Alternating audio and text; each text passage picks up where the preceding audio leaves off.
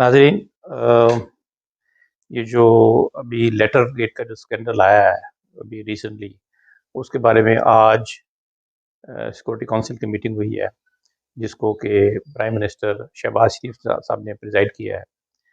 और उसमें जो एक नई चीज़ जो उसमें ऐड हुई है वो ये है कि पाकिस्तान के जो सफ़ीर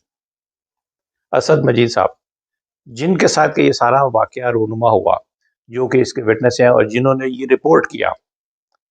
पाकिस्तान हुकूमत को, वो भी उसमें मौजूद थे। तो उनसे बढ़कर शहादत और उनसे बढ़कर गवाही किसी शख्स की नहीं हो सकती थी। तो सबसे पहले तो उन्होंने उस लेटर को ओन किया और फिर उसके बाद उन्होंने वर्बल भी उसी लेटर के जो मंदरजात हैं उसको वेट किया और उसको उन्होंने कंफर्म किया कि हाँ, इसी तरह ये सारा वाक़या हुआ। और इसी तरह उन्होंने थ्रेट किया कि अगर इमरान खान की हुकूमत नहीं जाती तो पाकिस्तान के लिए बहुत सी मुश्किलात खड़ी हो सकती हैं, ये थ्रेट किया उन्होंने। और अगर इमरान खान की हुकूमत आप टॉपल कर देते हैं, नो कॉन्फिडेंस मूवमेंट को कामयाब करा देते हैं और इसको हटा देते हैं, मंजर से हटा देती हैं, तो फिर आपकी खताएं, आपकी कोताहियाँ और आपकी जितनी भी कसूर हैं वो सब माफ़ कर दिए जाएंगे। कैसा मज़ा का खेज किस्म का जो है ये उनका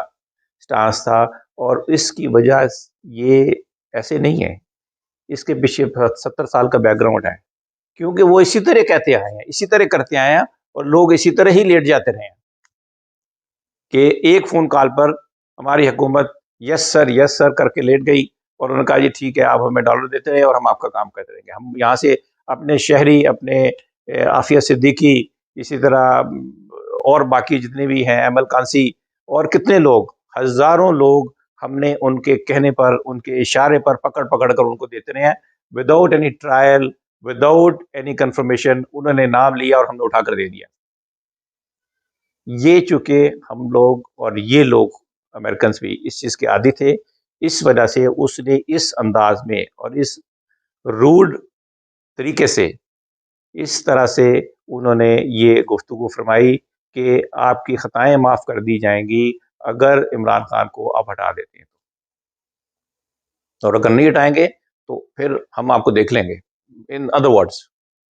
तो ये आज जो असद मजीद साहब ने जो उस हाई लेवल की, जिसमें कि चारों आर्मी चीफ जो थे, सारे वो भी बैठे हुए थे, शहबाज शरीफ थे, वजीर दाखिला थे और बाकी जितने भी MNA सरकर्दा MNA थे, वो बैठे हुए थे और उसमें उन्होंने अपने बयान को ओन किया और उसको रिपीट किया। ये मैं समझता हूँ कि ये एक उनका करैक्टर को भी जाहिर करता है कि उन्हें भी पता है कि अब हुकूमत चेंज हो गई है। बाज़ का मुझे याद है कि एक मरतबा एक न्यूज़ कास्टर था, तो वो बहुत हुकूमत की चमचागिरी के अंदाज में वो न्यूज़ वगैरह पढ़ता था। तो जब हुकूमत बदल गई तो उन्हें हटाया जाने लगा, तो उन्होंने कहा सर पहले आज का खबरनामा देख ले, उसके बाद मुझे हटाएं। और उस खबरनामे में नई हुकूमत की उन्होंने इतनी चापलूसी की कि उन्होंने कहा नहीं नहीं, आप ठीक है, आप अपना काम करते रहे। तो मैं समझता हूँ कि ये उनका एक अपराइट होना, उनका एक करैक्टर की साउंड होने की एक दलील है कि उन्होंने हुकूमत चेंज होने के बावजूद भी अपने जो सच्चाई है उससे इनहराफ नहीं किया। तो ये मैं उसको उनको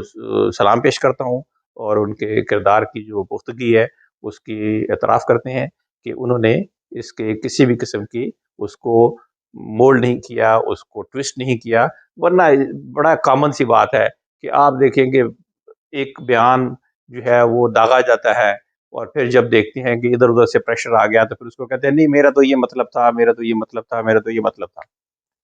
ये बड़ा एक कॉमन सी चीज़ है। जितने सियासतदान हैं वो भी ऐसे कहते हैं कि नहीं ये कॉन्टेक्स्ट के बगैर बात हुई है, ऐसे हुई है, वैसे। तो चीज़ों को बदल देना आजकल के दौर में, हालाँकि चीज़ें कैमरे पर ऑडियो, वीडियो महफूज़ होती है, लेकिन फिर भी जब उसकी वो